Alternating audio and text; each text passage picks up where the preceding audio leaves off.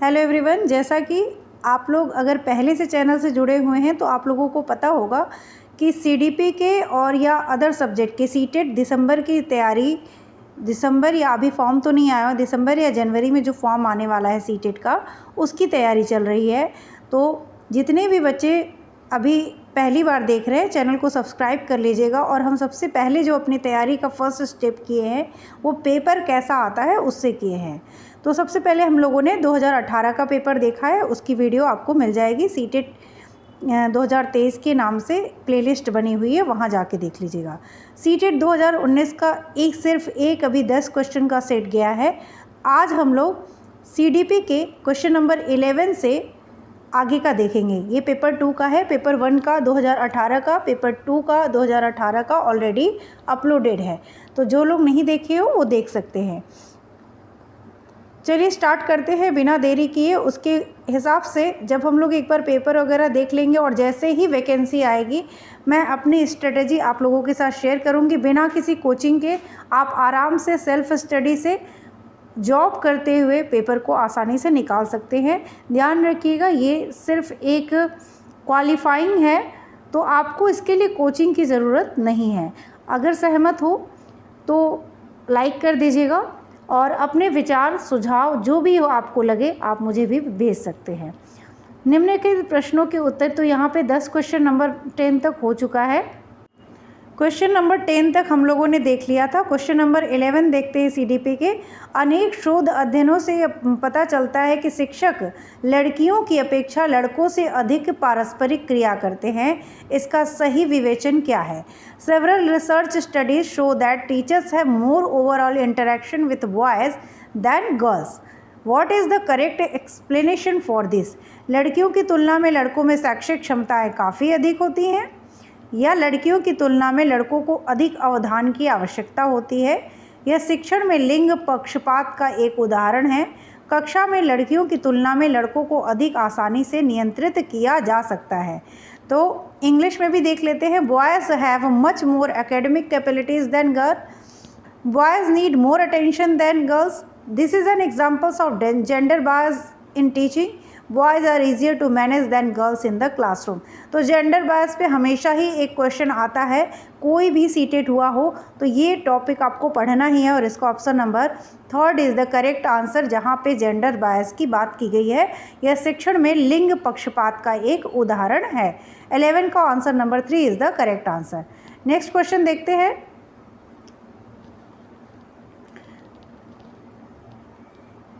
Question number 12 है, The ability to come up with original and divergent solution to a problem is the primary characteristics of egocentric children, impaired children, creative children या children with learning disability।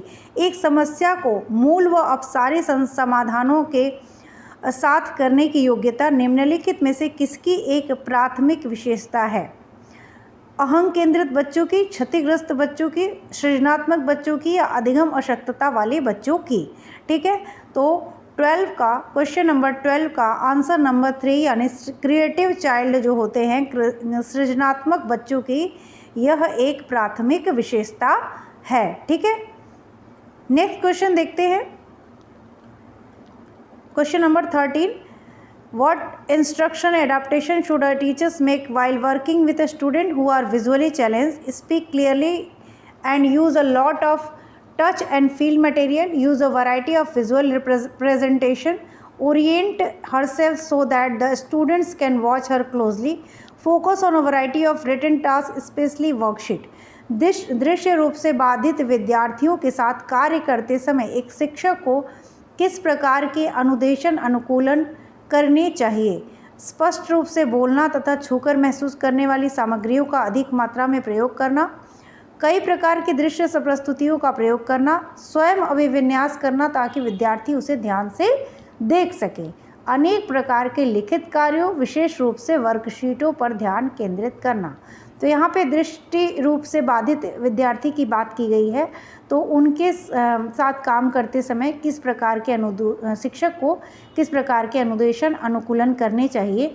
तो यहाँ पे आपका option number 1 जो है, स्पष्ट रूप से बोलना तथा छूकर महसूस करने वाली सामग्रियों का अधिक रूप मात्रा में प्रयोग करना चाहिए, क्योंकि वो दृश्य रूप से बाधित है, सुन तो सकते हैं तो बोलने से वो कुछ ज़्यादा हद तक समझ जाएंगे और छू कर भी महसूस करके भी समझ जाएंगे, तो ये यूज किया जा सकता है। इसलिए क्वेश्चन नंबर 13 का option number 1 is the correct answer. Next question देखते हैं, question number 14। Cooperative learning and peer tutoring is an inclusive classroom should be actively promoted, should be actively discouraged या should be occasionally used, should be not be used। तो सहयोगात्मक अधिगम एवं हम उम्र साथियों के द्वारा शिक्षण का एक समावेशी कक्षा में किस प्रकार से उपयोग करना चाहिए। तो ये तो एक अच्छी चीज़ है, तो सक्रिय रूप से आगे बढ़ाना चाहिए, बिल्कुल सक्रिय रूप से हतोत्साहित करना चाहिए, कभी कभी प्रयोग करना चाहिए, प्रयोग नहीं करना चाहिए। तो जिसमें आगे बढ़ाने की बात की गई है वो अच्छी चीज़ है, तो इसको सक्रिय रूप से आगे बढ़ाना चाहिए, यानी ऑप्शन नंबर 14, क्वेश्चन नंबर 14 का option number 1 is the correct answer. Next question है, निम्नलिखित में से कौन सा समावेशी कक्षा में सबसे अधिक महत्वपूर्ण है। एक रूप निर्देश यानी uniform instruction, standardise testing, promoting competitive learning या इंडिविजुअलाइज्ड एजुकेशन प्लान। एक रूप निर्देश, मानकीकृत परीक्षण, प्रतियोगी अधिगम को बढ़ावा देना या विशिष्ट शिक्षा योजना। तो समावेशी कक्षा में सबसे अधिक महत्वपूर्ण है, क्या महत्वपूर्ण है, तो यहाँ पे विशिष्ट शिक्षा योजना जो है वो आपकी सर्वाधिक सबसे अधिक महत्वपूर्ण है। नेक्स्ट क्वेश्चन देखते हैं, अधिगमकर्ताओं एवं उनकी प्राथमिक विशेषताओं के मिलान युग्म में से निम्नलिखित में से कौन सा सही है। Which of the following is correctly matched pair of learners and their primary characteristics? Hearing impaired learners cannot comprehend visual information.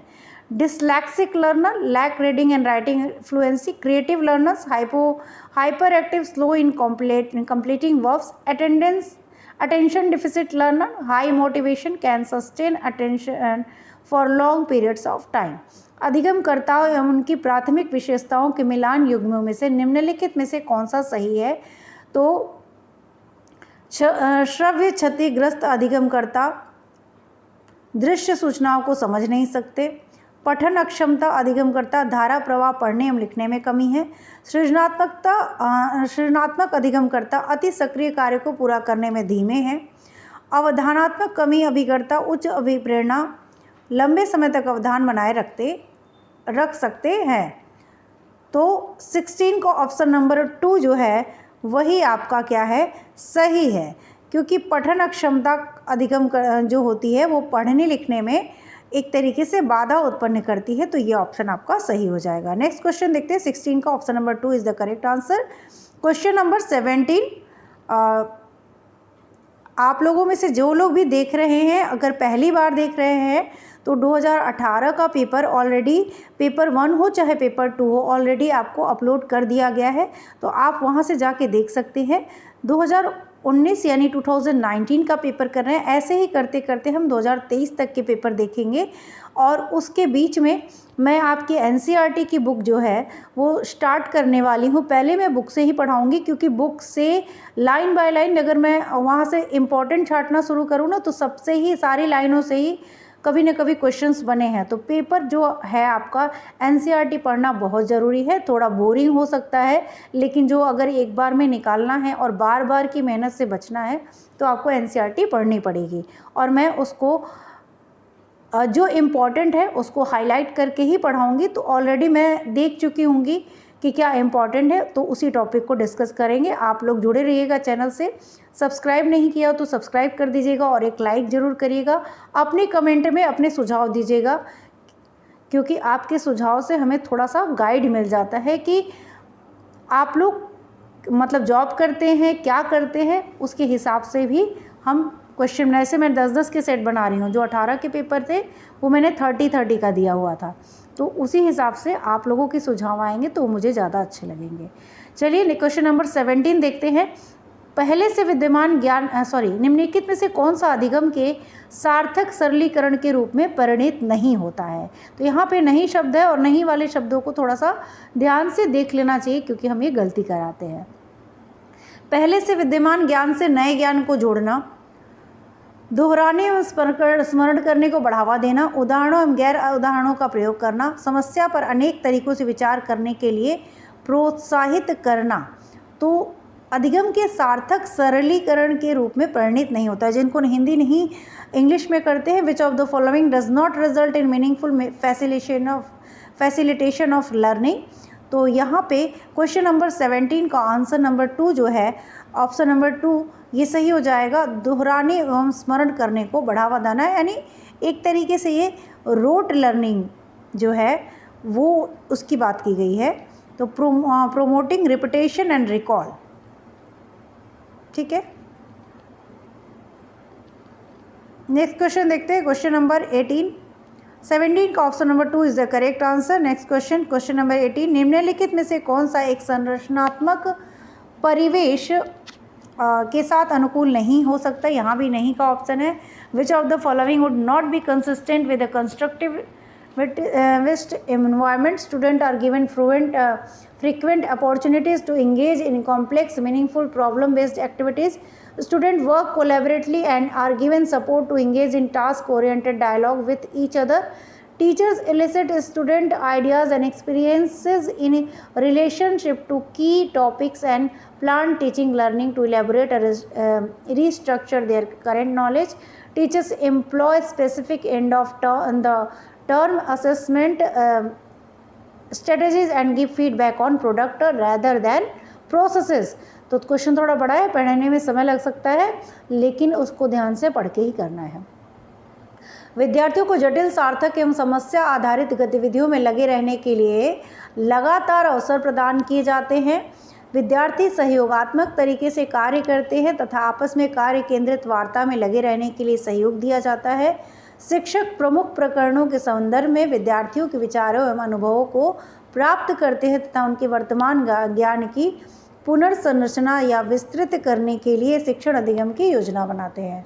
अध्यापक विशिष्ट सत्रावसान मूल्यांकन रणनीतियों को लागू करते हैं तथा प्रक्रियाओं के बजाय प्रदर्शन पर फीडबैक देते हैं, ठीक है।